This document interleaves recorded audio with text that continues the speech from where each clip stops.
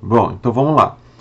Então, na aula passada, a gente estava falando que os seres vivos eles precisam de energia, de matéria-prima, e aí, nesse sentido, nós focamos nas células, porque todos os seres vivos são constituídos de célula, e são as células, na verdade, que se constituem nas unidades estruturais, fisiológicas e genéticas de todos os seres vivos. E aí, nesse contexto de se constituírem unidades fisiológicas, ou seja, todas as funções elas vão ocorrer no nível celular. Quais seriam essas funções? As funções de digestão, as funções de respiração, e respiração nesse sentido seria a produção de moléculas com alta energia, que a gente até definiu que essas moléculas eram chamadas de ATP. Nós temos circulação dos nutrientes dentro da célula, nós temos excreção das substâncias tóxicas. Então, o nosso modelo de estudo acaba sendo as células, certo? Bom, então as células elas precisam importar energia. As células elas precisam importar matéria-prima. Por quê? Vamos lá. Nós temos aí que as células apresentam membrana plasmática. A gente já viu o que é uma membrana plasmática. Ela é uma estrutura que vai fazer parte aí da superfície da célula. Vamos supor que a membrana plasmática ela foi, em parte, os componentes destruídos. Eu preciso recompor essa membrana plasmática. A célula precisa recompor. Para ela recompor, ela vai precisar de dois fatores. Primeiro, matéria-prima. No caso, a membrana plasmática ela é formada de fosfolipídio. Então, para a reconstituição da membrana plasmática, vai ser necessário fosfolipídio e, ao mesmo tempo, para se efetivar essa reconstituição, é necessário energia. Então, as células vão precisar de energia. E aí a gente viu que esses dois fatores eles precisam vir do ambiente. Quando a gente considera o ser humano, assim como todos os animais, são seres heterotróficos. E a forma de importar energia e matéria-prima é através das moléculas orgânicas. Então, toda vez que a gente está comendo aí o nosso bife, o nosso macarrão, feijão, enfim, a gente está, na verdade, introduzindo no nosso organismo moléculas orgânicas, ou seja, nós estamos introduzindo carboidrato, lipídio, proteínas, ácidos nucleicos, e todos esses nutrientes eles vão passar pelo trato digestório, vão ser quebrados nas suas unidades moleculares. Então a gente acaba, por exemplo, uma batata, ela é rica em amido. E aí o que acontece? Quando a gente come uma batata, o amido ele começa a ser quebrado no aparelho digestório e quando chega no intestino, nós temos lá todas as unidades liberadas daquele amido. E as unidades que formam o amido é a glicose. Então, na verdade, o intestino vai absorver glicose. Bom, mas isso a gente pode pensar para o bife. O bife, na verdade, é um agregado molecular de proteínas. Quando essa proteína passa pelo trato digestório, ela vai ser quebrada e aí as unidades moleculares são liberadas. As unidades moleculares do bife são os aminoácidos. Então, na verdade, quando isso chega no nosso intestino, vai ser absorvido os aminoácidos. Os lipídios, por exemplo, uma gordura, uma manteiga, vai passar pelo trato digestório e quando chegar lá no intestino, nós temos lá a quebra e vamos ter liberados ali o ácido graxo e também os gliceróis. E aí o que a gente vai absorver são ácidos graxos e gliceróis. Então, na verdade, o que está acontecendo? Nós estamos aqui focando na matéria-prima. Por quê? Porque os carboidratos, a glicose, quando entrar na célula, tudo bem, vai fornecer energia. Os lipídios vão fornecer energia, mas as proteínas, os aminoácidos, já fornecem blocos para nós construirmos as nossas proteínas. Os ácidos nucleicos, quando liberam os nucleotídeos, vão ali oferecer no nosso organismo nucleotídeos para nós construirmos os nossos ácidos nucleicos, o DNA, por exemplo. E a glicose, quando ela começa a ser quebrada, ela vai gerar subprodutos que são utilizados como matéria-prima para a construção de outros aminoácidos ou de outros lipídios Enfim, então na verdade nós estamos aí importando matéria-prima. É óbvio que não é só matéria-prima que a gente precisa. Nós precisamos também de energia. E aí o que acontece? A gente vai ter nas ligações químicas desses nutrientes energia. Então toda vez que quebrar a ligação química, vai ser liberado energia, certo? Então aí a gente está focando na questão de importação de matéria-prima e importação de energia. Nesse estudo, o que a gente está avaliando? A gente está avaliando como as células conseguem extrair a energia que estão nas ligações químicas desses nutrientes e converter essa energia em ligações químicas na molécula do ATP. E nesse caso, armazenando essa energia. Por quê? É uma economia. Então, você precisa, por exemplo, na vida adulta, quando você é independente, de equilibrar os seus gastos com a sua renda. Então, na verdade, o que está acontecendo? A célula, ela gasta energia. Então, ela precisa ter um meio para armazenar energia e ter um banco de energia. E ali ela não venha ter déficit. Por quê? Porque, por exemplo, se a bomba só de potássio falhar, a bomba só de potássio, lembrando, ela está expulsando o sódio constantemente e, ao mesmo tempo, o que está acontecendo? Ela evita a entrada excessiva de água para a explosão, porque se a bomba potássio falha, começa a entrar sódio, a célula começa a se acumular de sódio, entra água e aí a célula vai explodir, vai se romper. Então a célula, para evitar essa entrada excessiva de água, ela expulsa constantemente o sódio. Isso é feito por uma proteína, só que é um transporte ativo, ou seja, ela pega o sódio do meio intracelular, onde ele está menos concentrado, e expulsa para o exterior, no local onde ele está. Na verdade, ela pega do meio intracelular, onde está menos concentrado, e expulsa para o meio extracelular, onde está mais concentrado. Ou seja, é um transporte contra um gradiente. E nesse sentido precisa de energia, precisa da quebra das ligações químicas do ATP.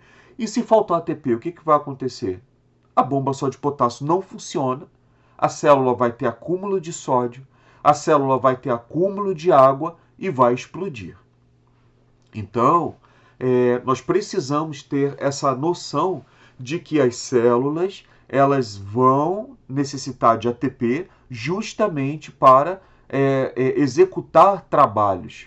E aí esses trabalhos são trabalhos químicos, trabalhos físicos e trabalhos mecânicos. E aí nós temos o seguinte, a célula ela precisa, por exemplo, no caso do espermatozoide, bater o flagelo para chegar até o óvulo. Isso envolve gasto energético. E aí é isso que a gente está estudando. A gente está estudando como a célula extrai energia das ligações químicas e armazena. E aí a gente já viu que ela vai armazenar em moléculas chamadas de ATP, certo? Certo. Então, Fábio, o que você se lembra da aula passada, por exemplo? Você pode falar uma coisa que você se lembra, uma dúvida, enfim.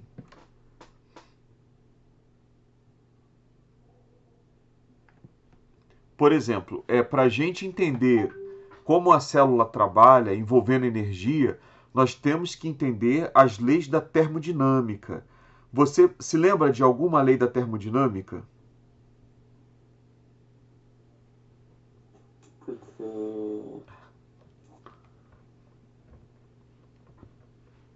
Então vamos lá. Nós temos duas leis da termodinâmica. Na primeira lei, nós temos a menção de que a energia não é criada e não é destruída, certo? Ela não pode ser criada e nem pode ser destruída. Ela, na verdade, é convertida de uma modalidade em outra modalidade. Então, por exemplo, nas nossas lâmpadas, nós temos a conversão da energia elétrica em energia luminosa. Nos nossos organismos, quando a gente consome carboidrato, por exemplo, no nosso café da manhã, nós temos lá arroz, nós temos pão, café com leite, aí a gente coloca açúcar no café com leite. é, tem um bolo, tem uma fruta, a pizza que sobrou do outro dia, enfim. Aí a gente começa a comer e ingerir esse carboidrato, aí vem a culpa, aí a gente vai para uma academia, por exemplo, para gastar energia. Na verdade, o que vai acontecer na academia? A energia química que estava aí nesses nutrientes, elas vão ser liberadas e elas vão ser canalizadas para a gente fazer os nossos exercícios, ou seja, elas vão ser transformadas em energia mecânica, contração muscular. Então a energia ela não é criada, ela não é destruída, ela é convertida de uma modalidade para outra modalidade. Agora tem um problema. A gente viu o seguinte, que nesses processos de conversão de energia, eles não são perfeitos. Então, por exemplo, se eu pegar a minha mão, e aí eu até perguntei a você, Fábio, você já colocou sua mão próxima a uma lâmpada? E aí você falou, ah, professor, eu coloquei sim. E aí o que você sente? Ah, eu sinto que fica quente. Se continuar, até queima a mão. Aí eu falei, ah, é isso aí. Por quê? Porque, na verdade, esses processos de conversão de energia, eles não são perfeitos. E há sempre perda de energia numa forma que não é útil para a realização de trabalho. E essa perda de energia que não é útil para a realização de trabalho é o calor. E isso acontece na academia, isso acontece se você fizer algum esforço. Se você começar a andar, por exemplo, uma caminhada, você vai ver que o seu corpo vai começar a aquecer. Por quê? Porque está perdendo energia numa forma que não é útil para a realização do trabalho, que nesse caso é a contração muscular. Você vai perder energia na forma de calor, vai se dissipar para o ambiente. Então, os processos de transformação de energia não são perfeitos. Existe sempre perda de energia na forma de calor. Deu para entender? Deu. Tá. E isso acontece nas nossas células. Aí a gente pode entrar num conceito chamado de o que uma reação, um fenômeno termodinamicamente favorável. É um fenômeno que vai respeitar essas leis da termodinâmica, principalmente quando se trata da segunda lei. Ué, você vai ter a conversão de energia de uma modalidade para outra? Vai, mas vai ter perda de energia na forma de calor. Então, por exemplo, quando a gente realiza reações químicas, isso é muito fácil de ser visualizado. Por quê? Considera o seguinte, a energia ela está armazenada nas ligações químicas. Bom, então tá. Ela está armazenada nas ligações químicas. E aí o que acontece? Quando você pega, por exemplo, a glicose tem 6 carbonos. Então, numa analogia, para a gente entender aqui, numa comparação, é como se você tivesse dado a mão a 5 pessoas. Vocês estão representando carbono, tá? E aí vocês deram a mão aí a 5 pessoas que estão aí nessa. A gente chama isso de cadeia de carbonos, ou seja, são 6 carbonos em sequência, nesse caso da glicose, tá? E aí tudo bem, vocês vão formar o esqueleto principal dessa molécula que é o carbono. Só que o carbono está ligado também com oxigênio, com hidrogênio, enfim. Mas o que acontece? Olha só, vocês formam uma molécula de 6 carbonos. E aí, quando a glicose entra na célula, ela vai ser quebrada e transformada em gás carbônico. E quando você olha o gás carbônico só tem um carbono e um oxigênio. Perdão, um carbono e 2 oxigênios. Aí você me pergunta o seguinte, mas espera aí, o que aconteceu aí com as glicoses, com os carbonos dessa glicose? Todos eles foram quebrados. Então é como se eu chegasse, a célula, né, ela chega, ela tem enzimas, verdadeiras tesouras, que vão quebrando as ligações. Ou seja, nesse caso aí de vocês, é como se estivesse separando a mão de vocês. E agora, ao invés de vocês ficarem ligados uns aos outros, eu chamo aqui duas esferas e coloco na mão de vocês. E essas duas esferas vão representar o oxigênio. Ou seja, na verdade, a partir de uma molécula de glicose, vão ser formados 6 moléculas de gás carbônico. Até aí está tudo bem? Sim. Então perceba que houve uma reação química? Houve. Por quê? A reação química ela é uma transformação da matéria e é uma transformação irreversível. Então, glicose foi transformado em gás carbônico. O gás carbônico pode ser transformado em glicose? Na célula animal, não. Então houve uma reação química. Aí a gente traz para o exemplo que eu estou trazendo aí a você. Você é o carbono, o Tiago é um carbono, eu sou um carbono. Ou seja, nós vamos estar aí de mãos dadas em número de seis pessoas. Então essas 6 pessoas são os carbonos. Vai ter uma tesoura que vai separar a gente. E aí, quando nós formos separados, alguém vai colocar 2 esferas na nossa mão. E aí são os oxigênios. Ou seja, não é mais a glicose. Agora são 6 moléculas de carbono, cada uma com dois átomos de... São 6 átomos de carbono, cada qual agora com dois átomos de oxigênio, para formar a molécula gás carbônico. Agora minha pergunta para você, tá? O que é mais complexo? Ou a glicose ou o gás carbônico?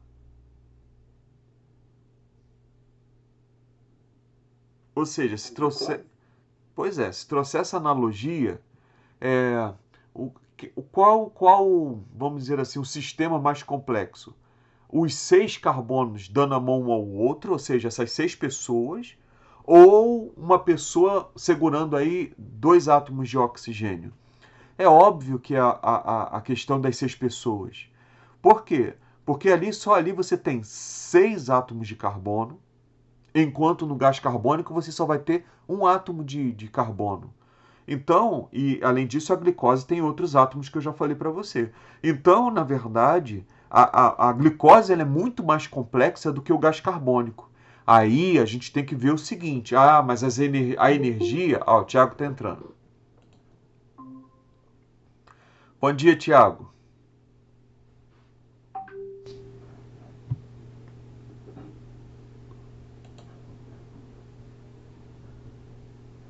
Bom, então tá bom. Thiago, você tá aí?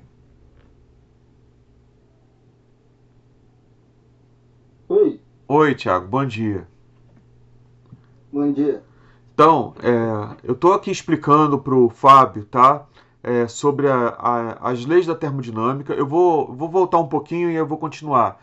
Mas o que eu estou fazendo aqui? Eu estou gravando o áudio dessa aula para disponibilizar o Ah, áudio para vocês depois, né, que acabar. Eu vou ter um programa aqui, eu vou produzir e aí eu envio para vocês. Tem algum problema de eu gravar o beleza. áudio? Não tem não. Então tá Não, bom. tudo bem. Aí quando eu acabar eu entrego para vocês, porque aí vocês em horas vagas podem aí consultar, tá bom? Enfim, Beleza. então vamos lá. Eu estou falando para ele o seguinte, que os seres vivos precisam de energia e precisam de matéria-prima, tá bom? E aí a minha pergunta é como esses seres vivos vão adquirir energia e matéria-prima? Do ambiente, eles vão importar. E aí a gente viu que a matéria-prima são os nutrientes. Então nós temos aí a glicose, o lipídio, a proteína, tudo isso é matéria-prima. E aí, quando passa no trato digestório, são quebrados nas unidades componentes. A proteína é quebrada em aminoácido, o amido é quebrado em glicose. Isso tudo vai chegar nas células.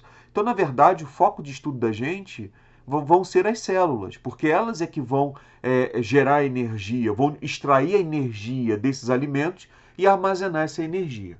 Mas a energia, elas estão nas ligações químicas dessas moléculas, tá? E aí o que eu estava falando para ele é o seguinte: bom, a matéria-prima a gente resolve. Por quê? A membrana plasmática foi danificada. Nós precisamos de fosfolipídio para consertar a membrana plasmática. De onde vai vir esse fosfolipídio? O fosfolipídio, como matéria-prima, é um lipídio. Esse lipídio é adquirido através da dieta. Ou nós vamos produzir, a partir dos lipídios que vêm e dos carboidratos que vêm, esses lipídios. Então, matéria-prima a gente está exportando do ambiente, fica claro, por isso que a gente come. Agora, e energia? A gente tem que compreender que existem várias formas de energia. Energia luminosa, então alguns seres vivos vão extrair do ambiente a energia na forma luminosa. Eles conseguem converter a energia luminosa em energia química. Então, por exemplo, as plantas fazem isso. E o nome disso é chamado de fotossíntese, tá? Bom, mas vamos voltar. Mas a questão é a seguinte: só existe essa modalidade de energia? Não. A energia está presente nas ligações químicas dos alimentos. Então, quando a gente come, por exemplo, quando a gente ingere uma glicose, a energia está na ligação química da glicose. E aí essa glicose ela vai ser quebrada na célula. E à medida que essas ligações químicas são quebradas, a energia vai ser liberada. Então a gente consegue resgatar a energia das ligações químicas. Era isso que eu estava explicando para o Fábio. Mas só que a energia, ela obedece os princípios, as leis da termodinâmica. Então a gente tem que conhecer essas leis. Quais são essas leis? A primeira lei: a energia não pode ser criada e nem destruída, mas ela é convertida de uma modalidade para outra modalidade. Então, peraí, então a energia ela não pode ser criada, ela não pode ser destruída. Isso significa que a energia do universo ela é constante. Então, por exemplo, a glicose, quando ela entra nas nossas células, ela vai ser quebrada. Para ela ser quebrada totalmente é necessário gás oxigênio, mas o produto resultante tem a mesma, os produtos resultantes dessa reação vão ter que ter a mesma quantidade de energia que tinha na reação, glicose mais gás oxigênio. Por quê? Porque a energia não pode ser criada e nem destruída. Só que quando a gente olha, por exemplo, aí foi onde que eu estava com o Fábio. A glicose ela tem 6 carbonos. E aí eu fiz uma comparação. Imagine que a gente está transformando esse carbono, está pensando nesse carbono como se fossem pessoas, tá?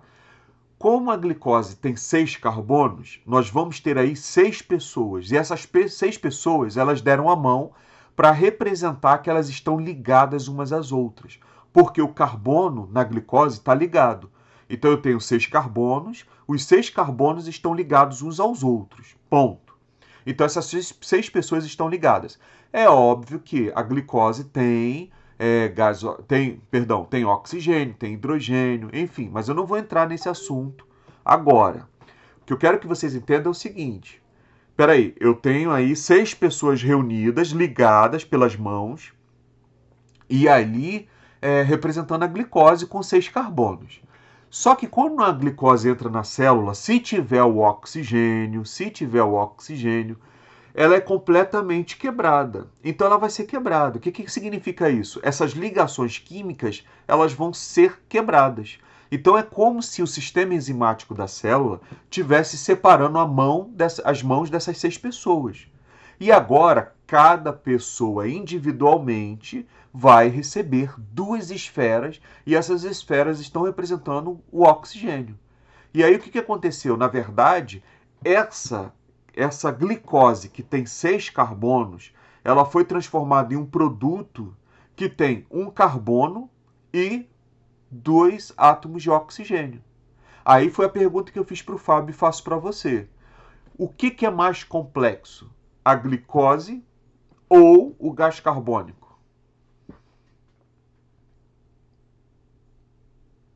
Rapaz,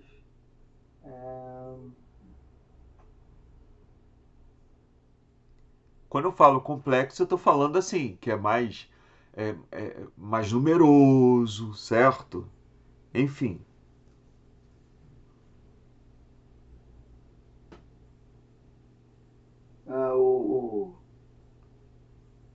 Caraca, qual o nome dele? Vamos lá, olha só. Você tem 6 pessoas dadas as mãos. Aham. E no outro sistema, 6 pessoas dadas as mãos, elas estão ligadas com oxigênio e hidrogênio, enfim. O outro você só tem uma pessoa e cada pessoa tem duas esferas que representam aí o oxigênio. O que é mais complexo? Aquelas 6 pessoas ou aquela uma pessoa que está com 2 esferas?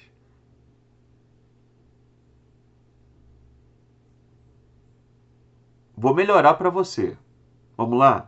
Suponha aí que você tem 2 pessoas.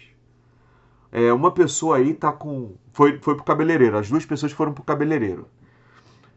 Vamos lá, dois sistemas, vamos montar dois sistemas. Nós temos aí um cabeleireiro, tá? E aí você tem um que recebeu 6 pessoas de uma família para cortar o cabelo e o outro que só recebeu uma pessoa para cortar o cabelo.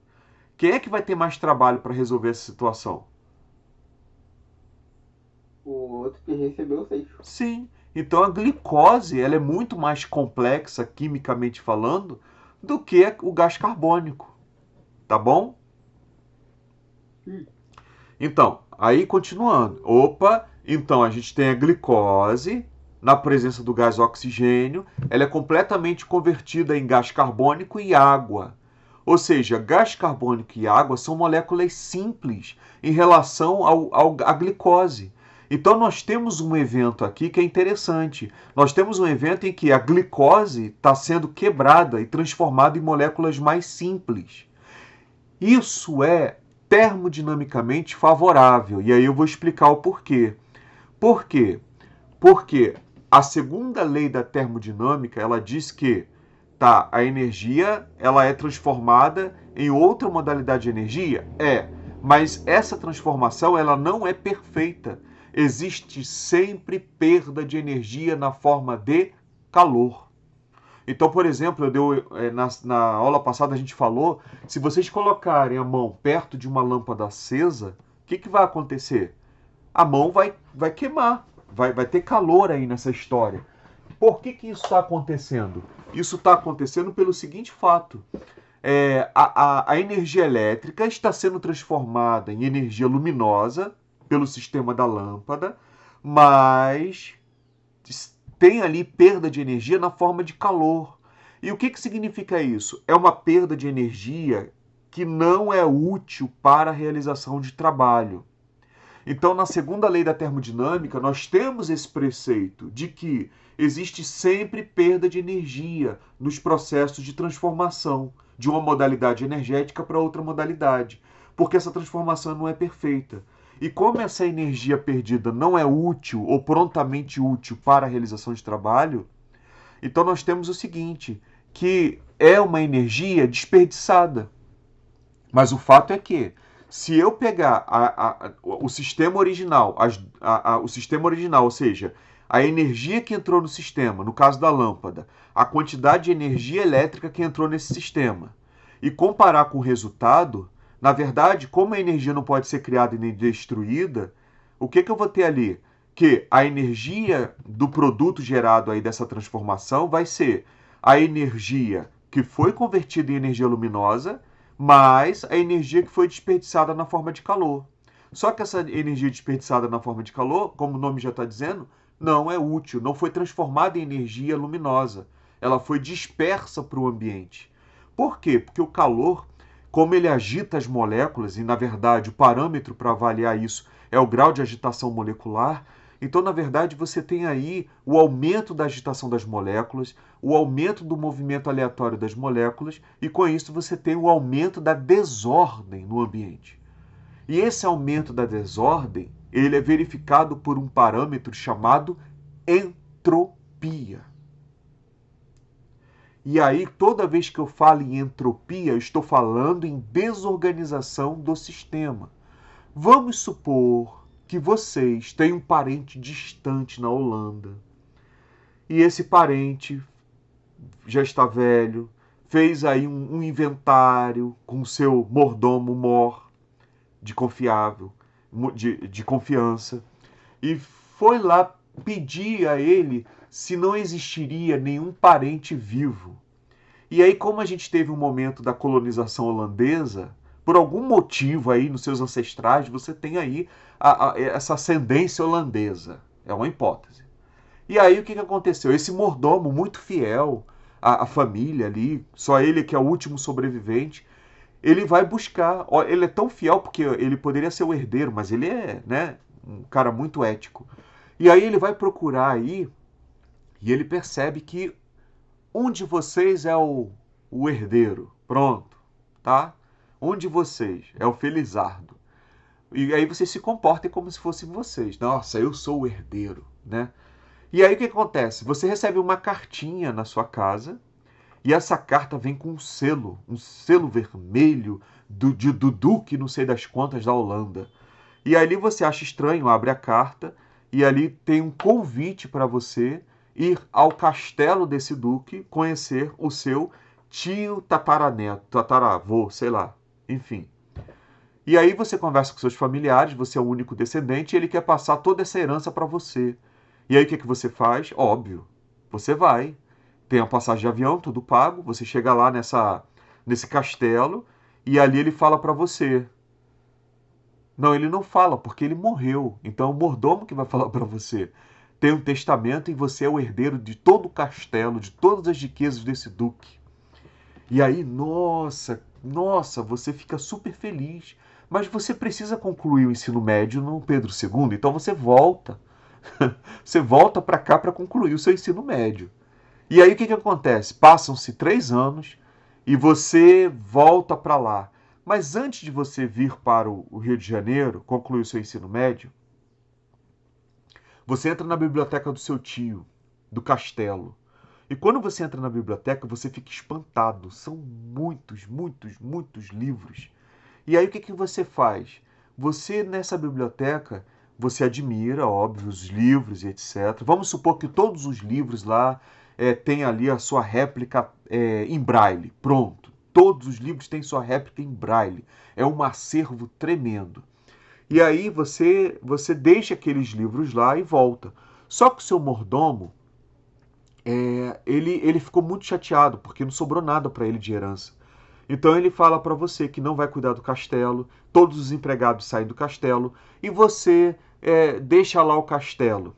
E você volta para o Rio de Janeiro e vai concluir seu ensino médio. Quando você volta 3 anos depois para a Holanda, para ver a situação daquele castelo, minha pergunta: esses livros vão estar limpos como estavam há 3 anos atrás?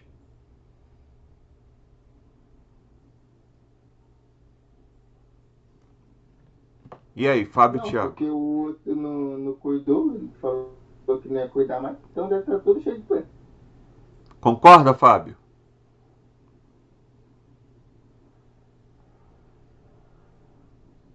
Bom, Fábio Concordo. não gostou da história da Holanda. Tá bom, Fábio.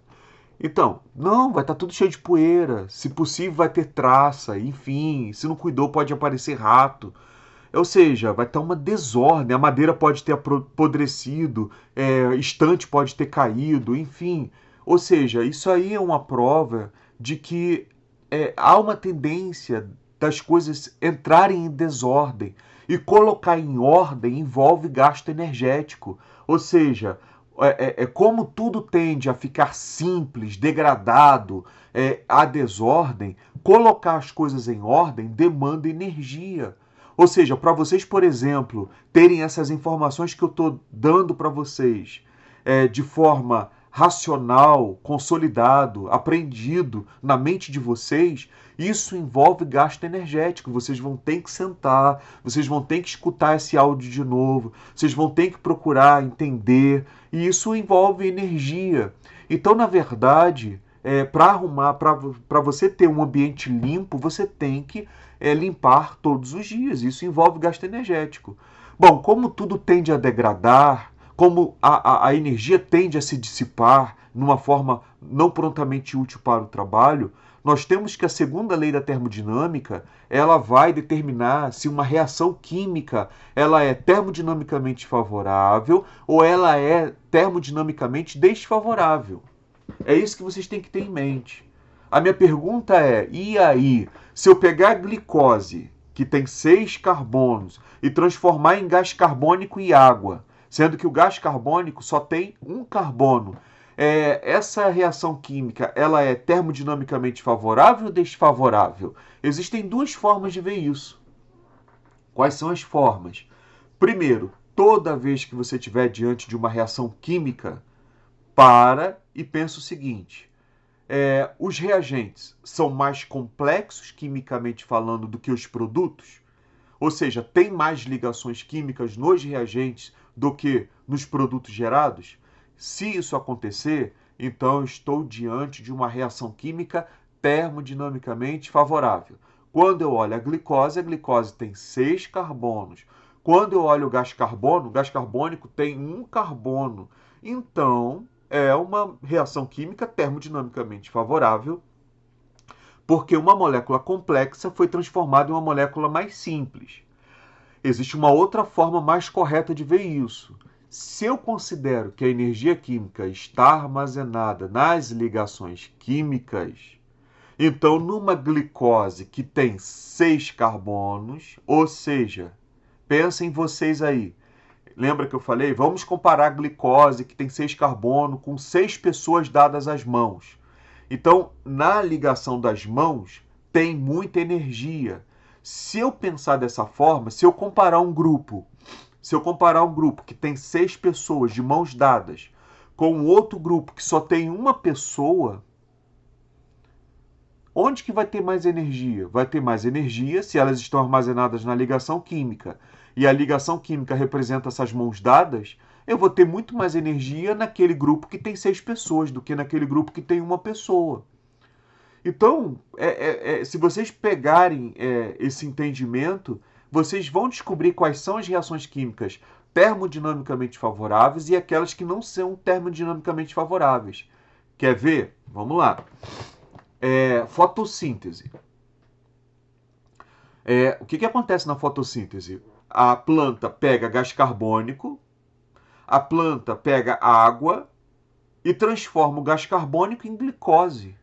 Aí você para pensar, pô, peraí, mas tá, a, o gás carbônico só tem um carbono, a glicose tem 6 carbonos. E aí, se eu fizer essa comparação, eu estou pegando nos reagentes uma molécula simples e transformando ela numa molécula complexa. Então, isso é contra a lei da termodinâmica. Ah, mas eu vou pensar agora do ponto de vista energético. Bom, o gás carbônico só tem um carbono. Agora, a glicose tem 6 carbonos. Então, se eu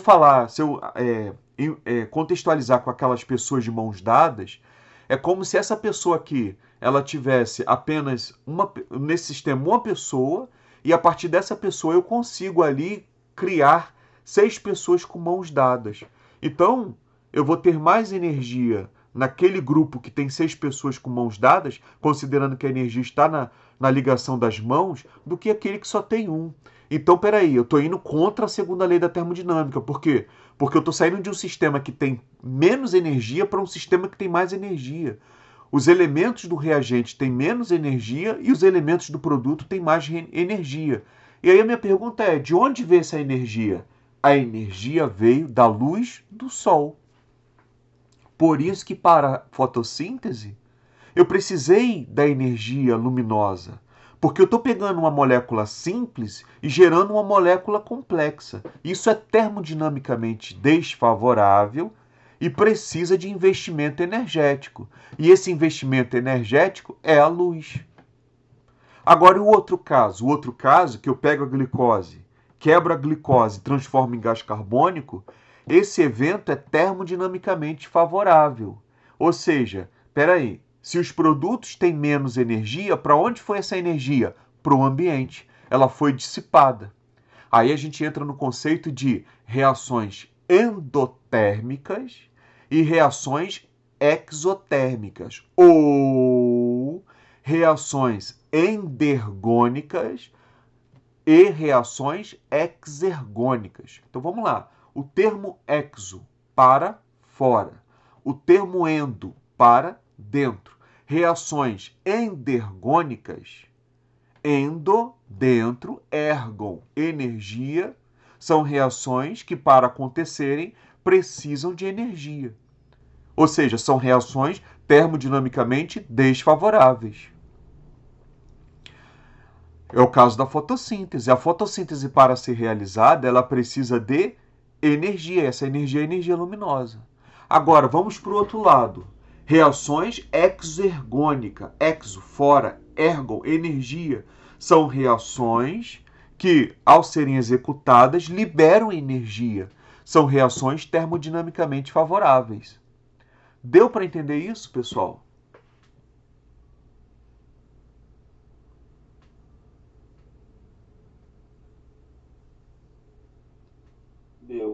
Deu, professor? Tá ok. Então agora eu vou dar exemplos para vocês e vocês vão me dizer se é termodinamicamente favorável ou desfavorável. Primeiro eu vou perguntar para o Fábio, depois para o Tiago. Fábio, eu estou no alto de uma montanha, vou pegar uma pedra, jogo a pedra lá de cima. Isso é termodinamicamente favorável ou desfavorável? Desfavorável. Desfavorável? Vamos lá. Se eu abandono a pedra tende a cair ou tende a subir? A cair. A cair. Então é termodinamicamente favorável. Toda essa energia, quando a pedra se chocar no solo, ela é dissipada na forma de calor.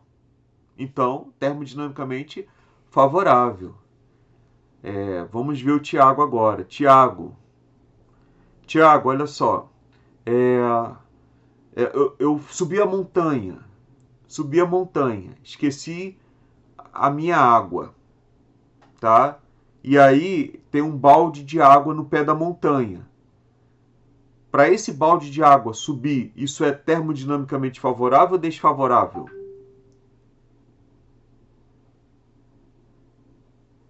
O balde subir a montanha? Sozinho. Acho que isso é desfavorável, porque não tem piada. Isso aí, desfavorável, porque a gente sabe que tem uma lei gravitacional, ou seja, a força da gravidade, e ele não pode, por ele mesmo, né, ir contra a lei, a força da gravidade. Então vamos lá, pessoal. Então, na verdade, as nossas células, elas estão para sobreviverem, elas precisam manter a ordem. Quer ver? Vamos lá. Imagine vocês, todos nós aqui viemos do zigoto. Todos nós viemos da fecundação de duas células, o espermatozoide e o óvulo. E nós, em algum momento na nossa vida, o primeiro momento da nossa vida, melhor falando, nós éramos um zigoto, uma única célula. Agora, olha para vocês. Vocês agora têm tantos metros de altura, vocês têm trilhões de células. Ou seja, para vocês existirem de forma orgânica, vocês são altamente complexos e partiram de uma única célula.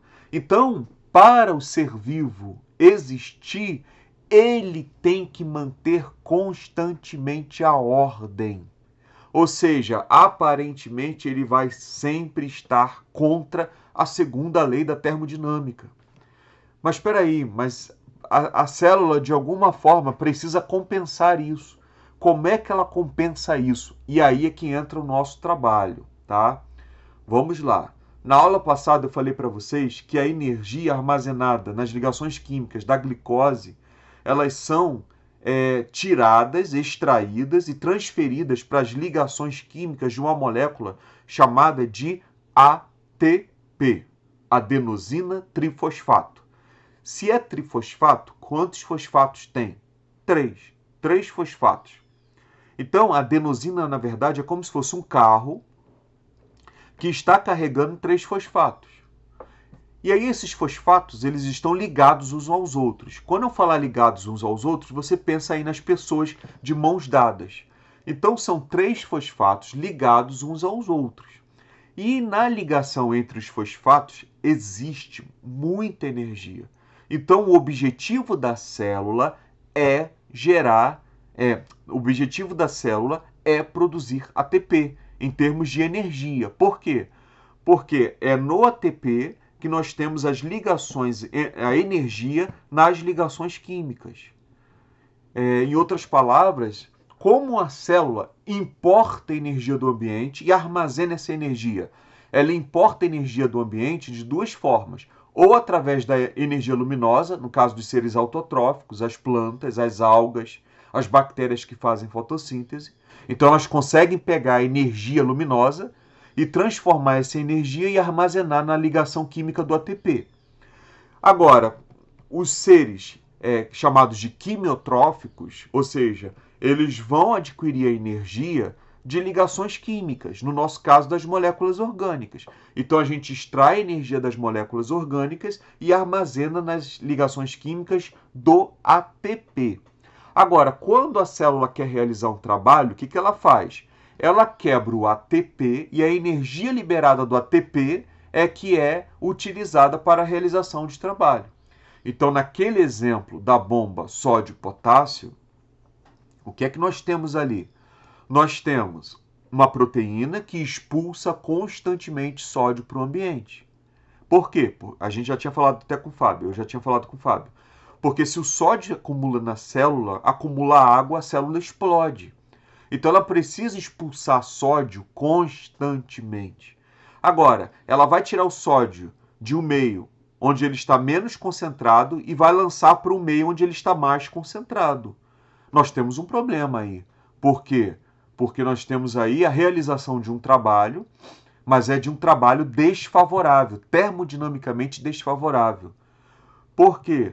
Porque se tira uma substância de um lugar onde está menos concentrado para lançar onde está mais concentrado, nós temos aí que isso vai contra um gradiente de concentração. É a mesma coisa da festa que a gente já falou lá atrás. Vocês estão fazendo a formatura de vocês, tem 200 pessoas se formando, e aí 180 chegam no horário e 20 não chegam no horário. Essas 180 são colocadas numa sala de aula, porque, enfim, a festa vai ser lá no Pedro II, vocês combinaram isso, devido aí à crise, etc, etc. Só que 120 pessoas numa sala, 180 pessoas numa sala de aula é muita gente. E aí tem a caixa de som, vocês não conseguem nem dançar direito. E aí o que acontece? Chegam as 20 atrasadas. Se esse segurança tentar colocar essas 20 pessoas nessa sala que já tem 180, ele vai empurrar, ele vai gastar energia, porque é desfavorável isso. Na verdade, essas pessoas tendem a sair dessa sala porque ali elas estão mais concentradas, elas tendem a sair para um ambiente onde estão menos concentrados. Então, quando a bomba sódio-potássio expulsa o sódio, ela está realizando um trabalho que envolve gasto energético. De onde vem essa energia?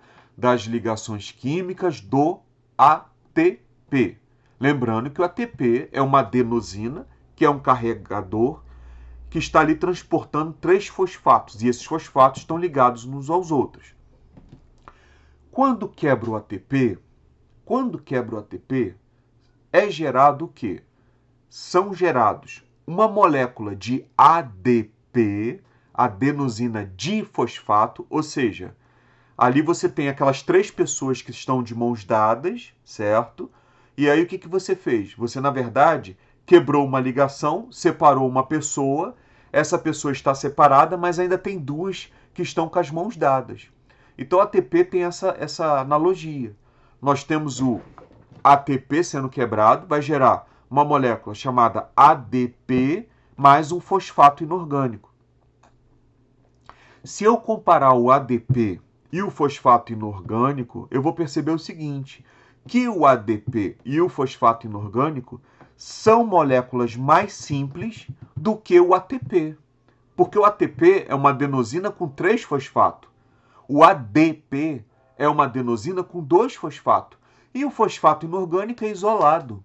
Então, o ADP e o fosfato inorgânico, ou seja, a adenosina difosfato e o fosfato inorgânico, são mais simples do que o ATP. Aí a minha pergunta é para vocês agora. Quando o ATP é quebrado para gerar ADP e fosfato inorgânico, ou seja, parto de uma molécula complexa para gerar moléculas mais simples, a minha pergunta é, esse evento é termodinamicamente favorável ou desfavorável?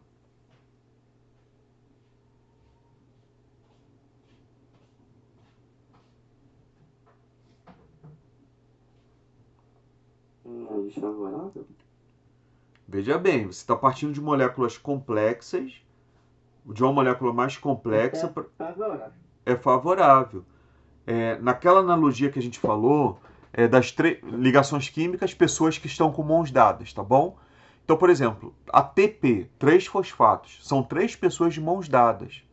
Quando você separa uma pessoa, o que você vai ter como resultado? Você vai ter 2 pessoas com mãos dadas e no outro uma pessoa que está sozinha. Se eu comparar a pessoa sozinha com com a situação anterior, que tinham três pessoas de mão dadas, as três pessoas de mãos dadas é muito mais complexo do que aquela que só está sozinha. E se eu comparar essas três pessoas com mãos dadas com aquela que só tem duas pessoas de mãos dadas, as de três pessoas é mais complexo do que aquela que tem só duas pessoas. Ou seja, se a gente for para a análise de energia, a energia armazenada naquelas três pessoas de mãos dadas, a quantidade é muito maior do que a pessoa sozinha ou do que aquele sistema que tem duas pessoas de mãos dadas. Então eu estou partindo de um sistema que tem mais energia, gerando aí sistemas que têm pouca energia. Isso é termodinamicamente favorável. E existe liberação de energia. Então, além disso, é uma reação exotérmica ou exergônica. Então, a quebra do ATP em ADP e fosfato inorgânico é uma reação termodinamicamente favorável, é uma reação exergônica. Ou seja, tem liberação de energia. Aí o que a célula faz? Como é que a célula realiza eventos termodinamicamente desfavoráveis,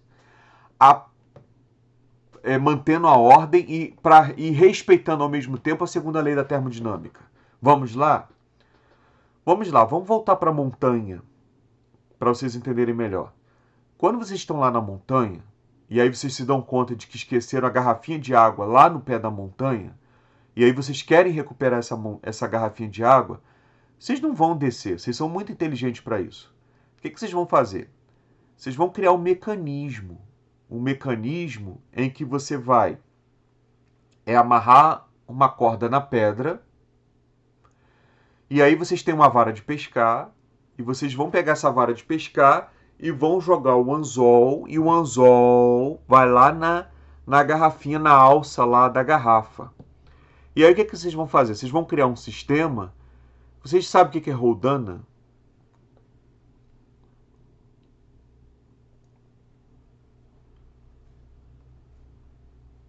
Fábio e Thiago. Não sei não, professor. Não? E aí, Fábio, você sabe o que é roldana?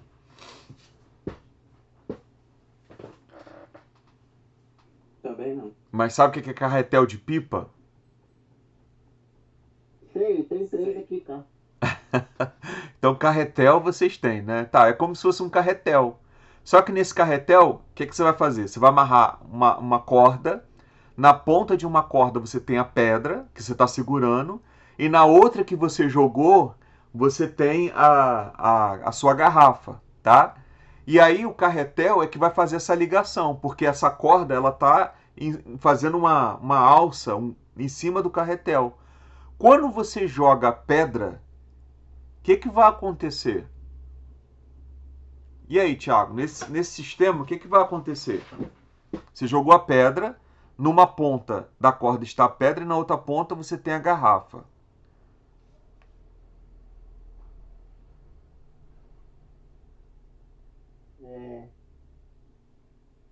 E você tem um carretel aí ligando as duas.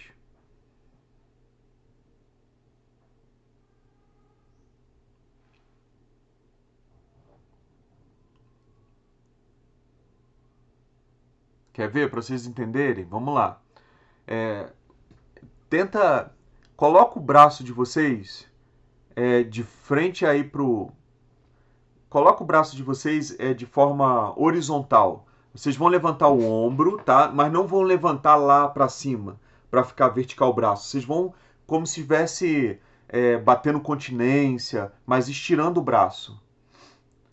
O que vocês vão fazer? Vocês vão imaginar aí que vocês têm uma linha, tá?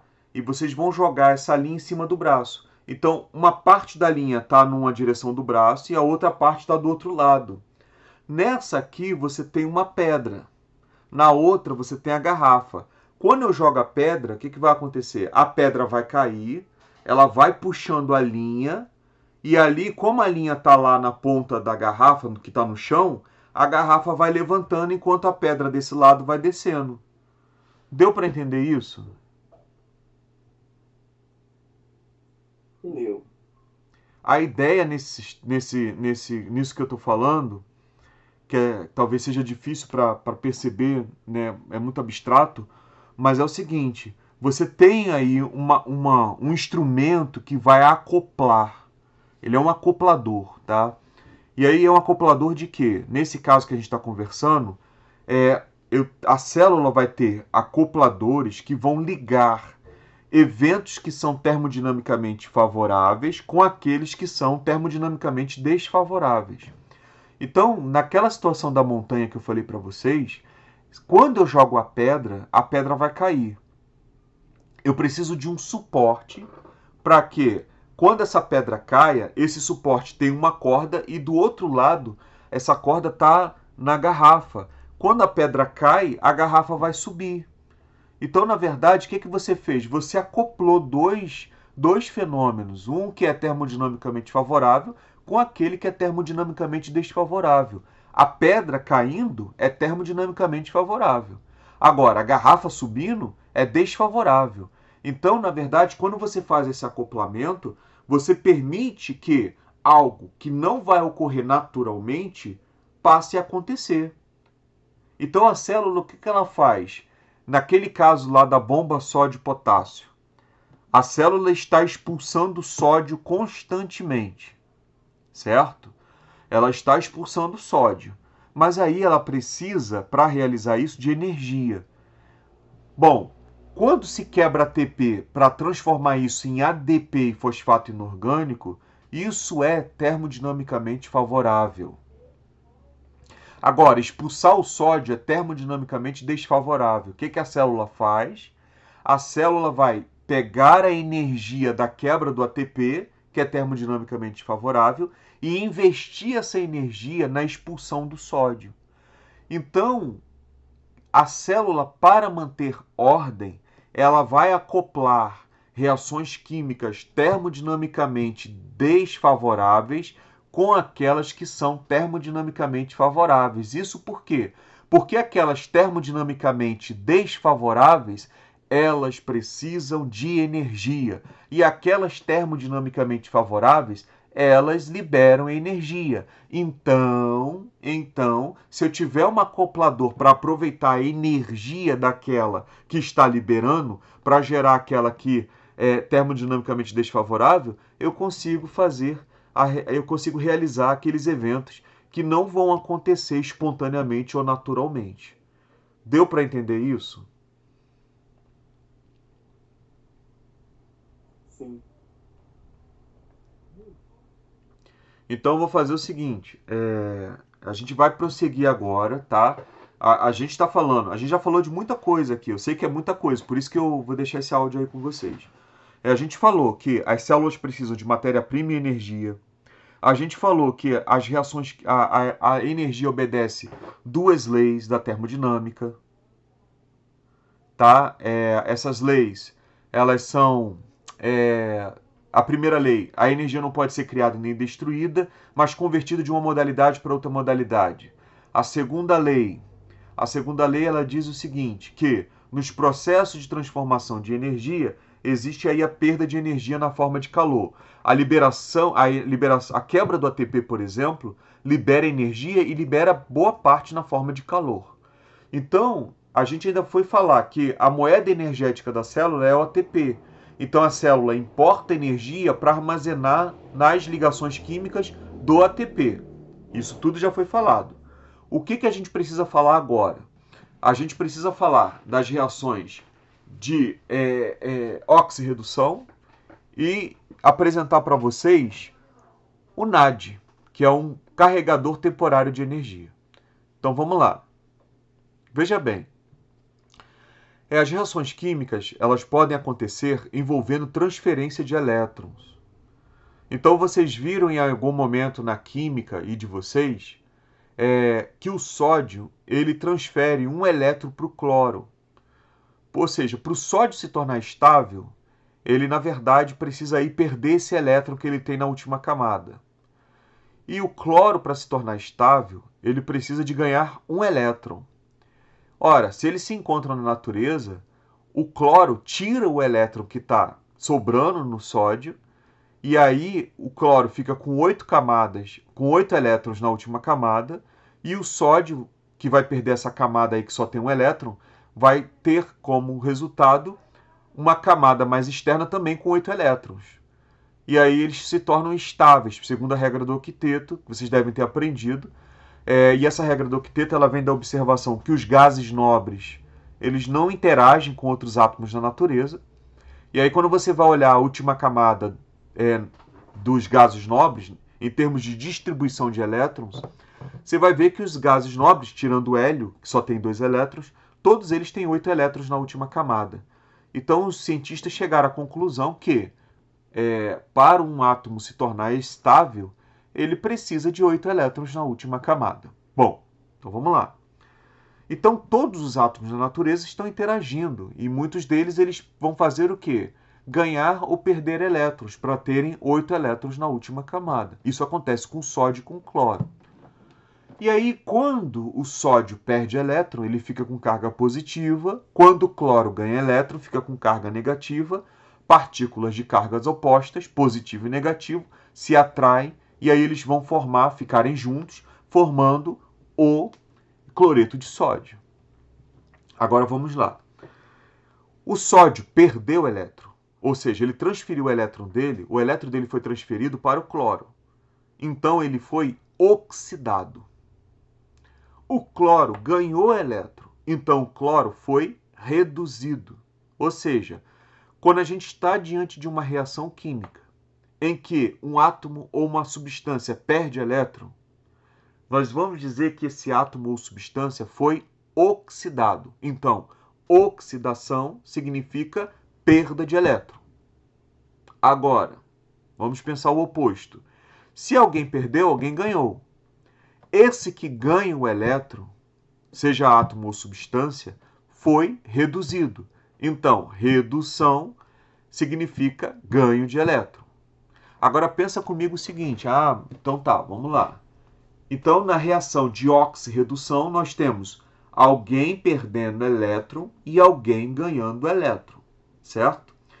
Bom, agora aquele que perde o elétron, ele provoca a redução do outro. Então, esse que perde o elétron, ele é chamado de agente redutor. E aquele que ganha elétron, ele colabora para a oxidação do outro átomo. Então, esse que ganhou elétron, que contribuiu para a oxidação do átomo que ele está interagindo ou da substância que ele está interagindo, ele é chamado de agente oxidante. Então, agente oxidante é aquele que contribui para a perda de elétron de outra substância que ele está interagindo. Agente redutor é aquele que contribui para o ganho de elétron na substância que ele está interagindo. Por que eu tenho que falar de reações de oxirredução?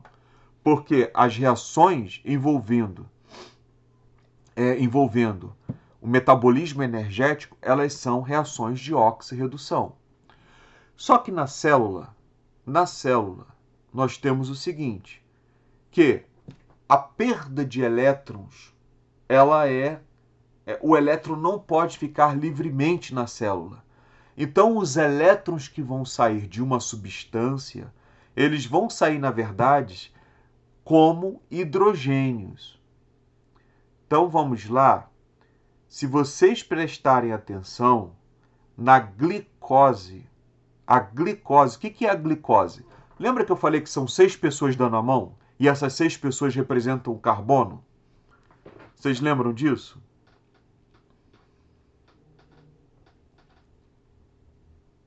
Sim. Vocês lembram que o carbono faz quantas ligações? Quem sabe dizer?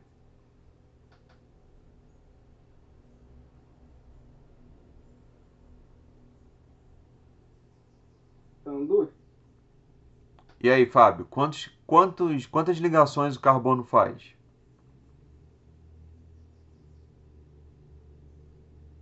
Não sei, eu acho que são 2 mesmo. São 4 ligações. O carbono tem 4 elétrons na última camada. O carbono vai fazer até 4 ligações. Então, presta atenção no seguinte, o carbono é como se tivesse 4 braços, tá? 2 já estão ali ocupados, porque se um carbono se liga com outro carbono, então eu tenho aí uma mão que já foi dada. E aí, como a gente está falando de 6 carbonos, presta atenção, são 6 carbonos. O carbono do meio, ele está ligando com um carbono, ou seja, com uma pessoa na mão direita e com uma pessoa na mão esquerda. Só que ainda tem 2 braços restantes. Esses 2 braços restantes, o que ele vai fazer? Ele vai ligar cada braço com uma hidroxila, ou seja, um oxigênio que está, por sua vez, ligado com hidrogênio. Quando a gente fala de ligação química, eu não sei, vocês estão aprendendo ligação química já viram ligação química na química?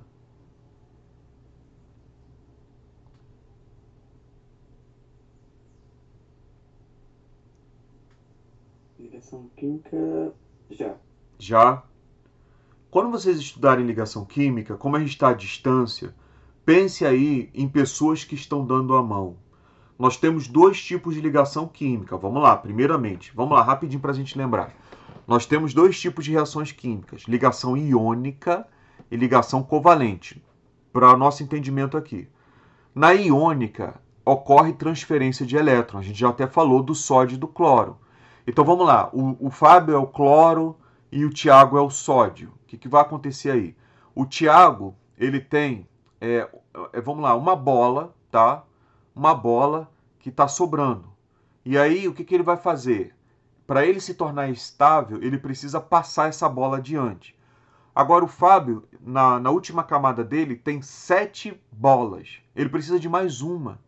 Então, o Fábio vai chegar para o Tiago, Tiago, você precisa doar essa bola, então dá ela para mim. Aí o Tiago vai fazer o quê? Ele dá essa bola é o elétron, tá? Tá representando o elétron.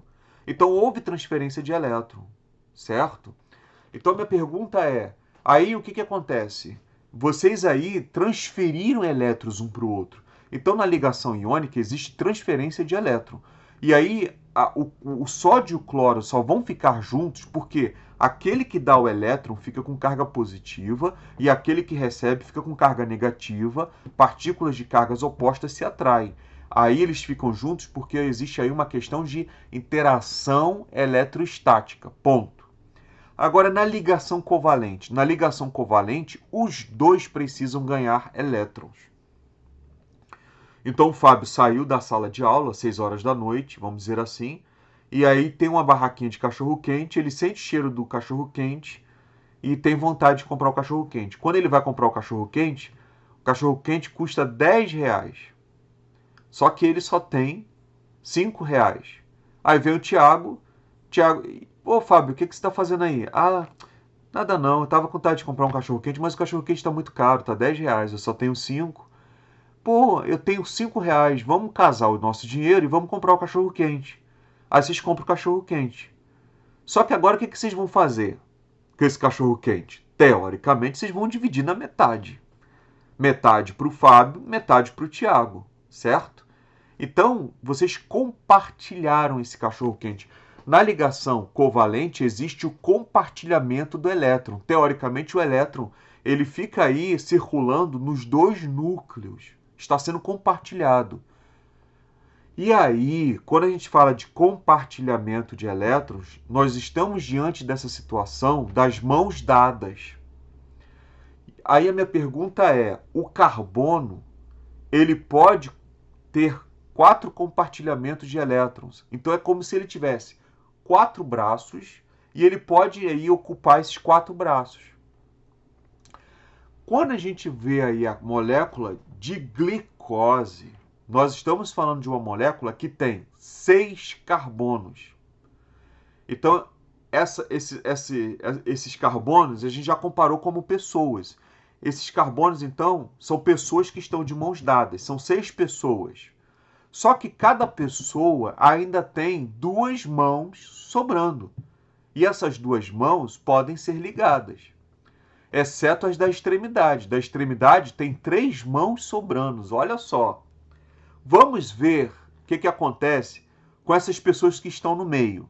Como elas só têm duas mãos sobrando, elas vão poder aí se ligar com átomos que tem aí também precisando se ligar. Cada pessoa no meio vai se ligar com uma hidroxila. O que é uma hidroxila?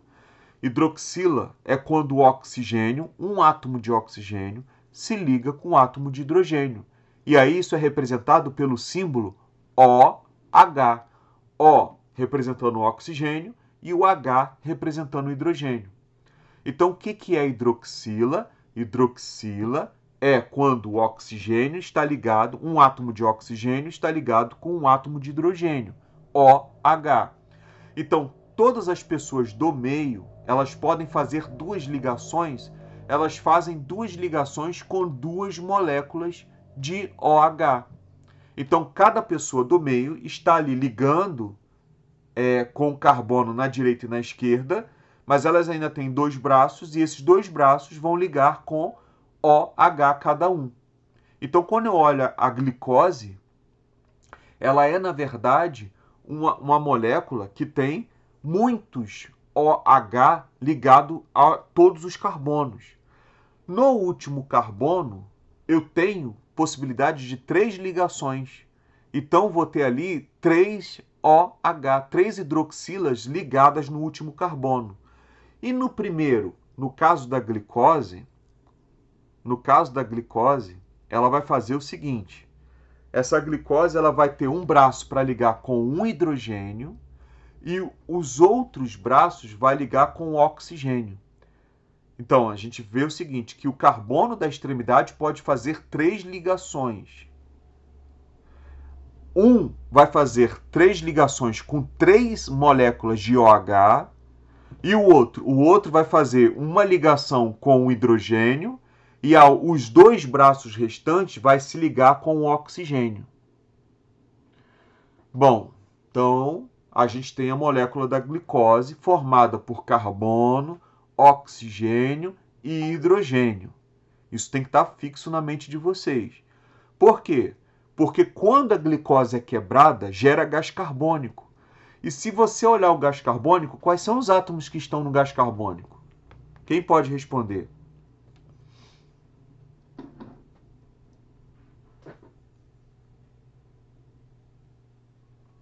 Quem se lembra? O gás carbônico ele é formado apenas de quê?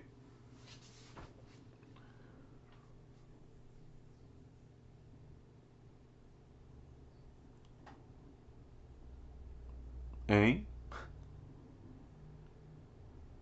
Fala, Thiago. Ele é formado de... Caraca, qual é o nome do negócio? Agora eu não esqueci. E aí, Fábio, vai arriscar?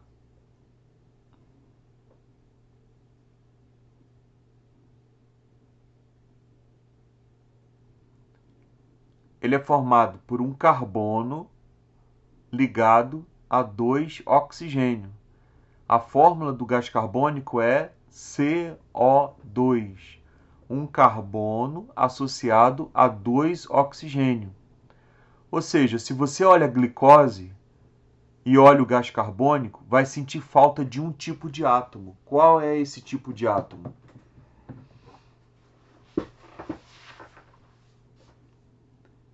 Na glicose você vai ter carbono, oxigênio e hidrogênio. No gás carbônico você só tem carbono e oxigênio. Então, o que aconteceu nesse processo? O hidrogênio foi arrancado. E ali a gente viu que quando o hidrogênio é arrancado, na verdade está arrancando a glicose. Então, o que se perde na transformação da glicose em gás carbônico é o hidrogênio. E aí alguém tem que receber esse hidrogênio. Se a gente olhar a equação da respiração, nós temos glicose mais gás oxigênio vai gerar gás carbônico e água. Quando a gente olha essa reação, nós temos que perceber o seguinte, que o hidrogênio que foi arrancado da glicose, alguém tem que receber. Quem é que vai receber? A água. Porque a água, na verdade, é o quê? H2O. Significa que tem um oxigênio ligado a 2 átomos de hidrogênio. Ora, se eu vou para os reagentes, eu tenho o gás oxigênio. O gás oxigênio é só oxigênio mais oxigênio. Quando eu vou olhar o produto gerado, eu tenho a água. Eu tenho o oxigênio ligado a 2 átomos de hidrogênio. Então é fácil perceber que se o hidrogênio foi tirado da glicose, quem recebeu esse hidrogênio foi o oxigênio. Então, quando eu percebo que a remoção de elétrons significa oxidação, e na célula o elétron não fica livre, ele é empacotado no hidrogênio. Então, na verdade, a remoção de hidrogênio representa a oxidação. Então, a glicose foi oxidada. E quem é que foi reduzido? Reduzido foi aquele que recebeu os hidrogênios. Ou seja, quem recebeu os hidrogênios foi o gás oxigênio. Então, o gás oxigênio é que foi reduzido e foi transformado em água. Deu para entender isso? Sim. Sim. Agora, a glicose foi transformada em molécula simples. Isso significa que energia foi liberada. Essa energia vai ser sequestrada, parte dela é perdida na forma de calor, óbvio, mas parte dela é ligada, é armazenada nas ligações químicas do ATP. Então, veja, quebrar a glicose é termodinamicamente favorável. Transformar ADP, mais fosfato inorgânico, em ATP é termodinamicamente desfavorável, porque eu vou pegar o ADP, difosfato, mais o fosfato inorgânico e vou transformar em adenosina trifosfato. O adenosina trifosfato é mais complexo do que o adenosina difosfato mais o fosfato inorgânico. Então, a renovação do ATP a partir do ADP e do fosfato inorgânico é termodinamicamente desfavorável. Então, o que as nossas células fazem? Para elas restaurarem o ATP, elas quebram a glicose, convertendo em gás carbônico e água, e a energia liberada desse processo, que é termodinamicamente favorável, é utilizada para fabricar ATP a partir do ADP e do fosfato inorgânico. Deu para entender isso?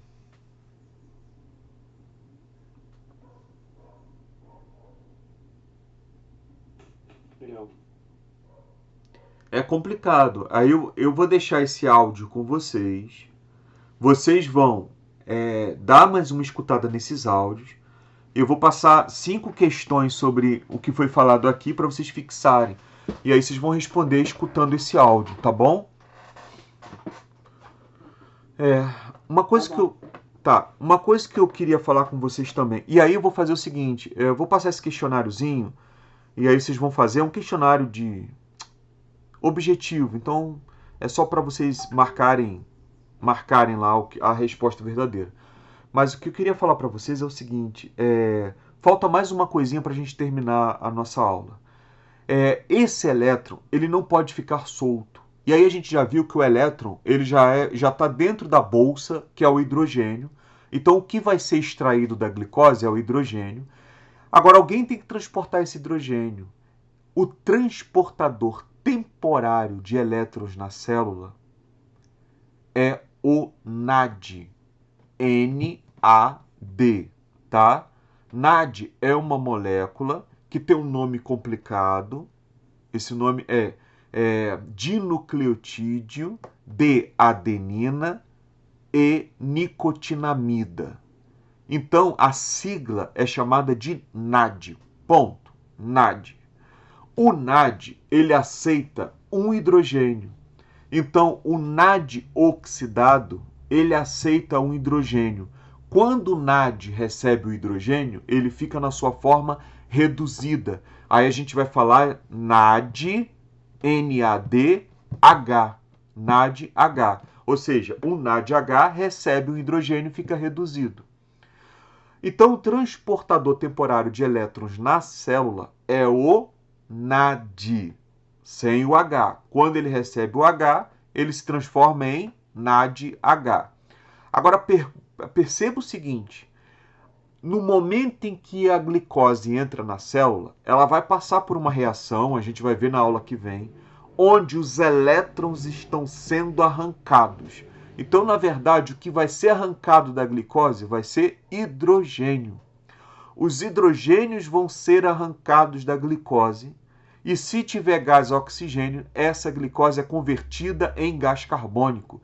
E quando eu olho o gás carbônico não tem hidrogênio nenhum. Então, significa que eu tirei todos os hidrogênios da glicose. Agora, por que hidrogênio? Porque a energia na glicose está nesses elétrons que são extraídos da glicose.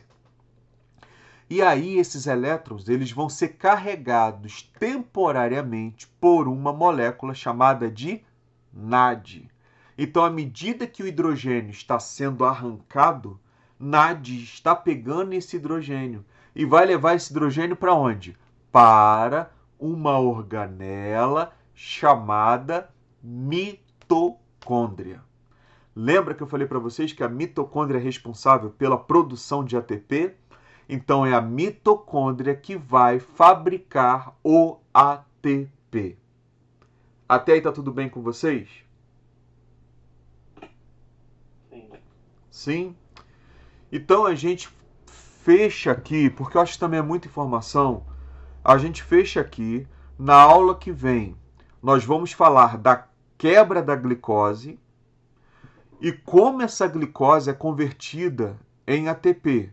Então, na semana que vem, a gente vai falar, vai continuar falando dessas etapas. A gente vai falar de glicólise, a gente vai falar de ciclo de Krebs e a gente vai falar de fosforilação oxidativa. Ou seja, professor, isso aí é muito difícil. A gente vai ver isso semana que vem, de forma que a gente possa compreender. E o que eu queria falar para vocês é o seguinte: vou passar o áudio para vocês agora e vou passar um questionáriozinho para vocês fazerem e me entregarem até sexta-feira que vem, tá? E aí o que eu queria dizer para vocês é o seguinte: a gente vai caminhando dessa forma. Eu acho que vai ser uma forma mais apropriada para vocês aí acompanhar esses assuntos, que é um assunto complexo. Não fiquem assustados. Essa é a parte mais difícil da biologia e é mais difícil para vocês, principalmente por uma aula virtual.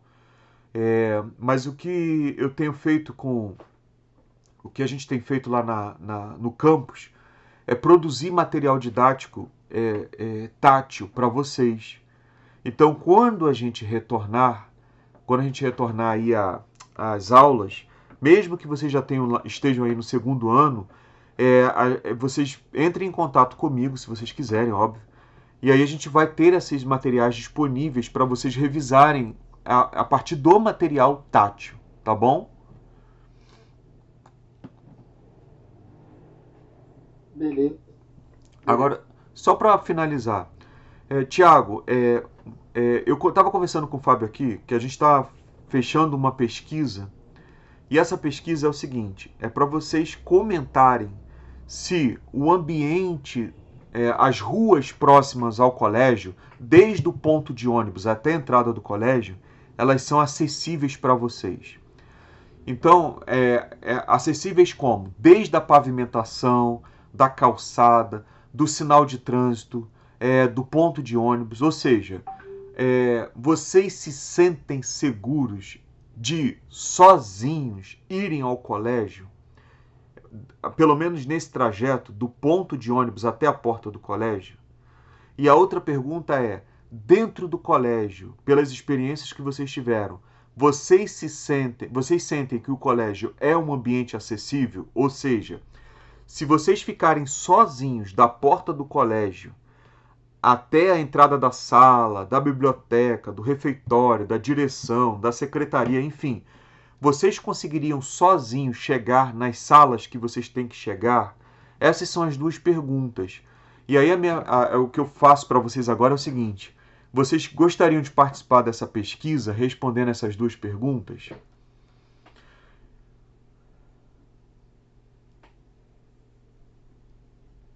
Posso participar, professor? Tá, é uma pergunta que eu vou deixar escrita e aí eu vou passar para vocês por WhatsApp, tá bom? E aí eu precisava que vocês me dessem a devolutiva dessa pergunta até segunda-feira que vem. São duas perguntas básicas, é só para vocês relatarem. Ah, eu acho que falta, por exemplo, o sinal lá que vocês atravessam a rua tem sonorização, ou seja, emite som para vocês atravessarem. A calçada tem algum obstáculo? Vocês conseguiriam chegar tranquilamente, a pé, sozinhos, até a porta do colégio? É só para fazer esses comentários. E aí, nesse artigo que eu estou escrevendo, eu só vou falar isso. Não vou mencionar o nome de vocês. Eu só vou mencionar o que vocês falaram. Só isso, entendeu? Para ajudar a melhorar lá a acessibilidade das adjacências da escola e da própria escola. Tá bom? Beleza. Fábio, Thiago, a gente encerra por aqui. Um grande abraço para vocês. E eu vou agora terminar o programa aqui para gerar o áudio e mandar para vocês, tá bom? Beleza, professor. Tudo bom, Fábio? Então tá bom. Um abração, pessoal. Valeu, professor. Tchau, tchau. Tchau, Fábio. Tchau, professor. Tchau, tchau. Tchau.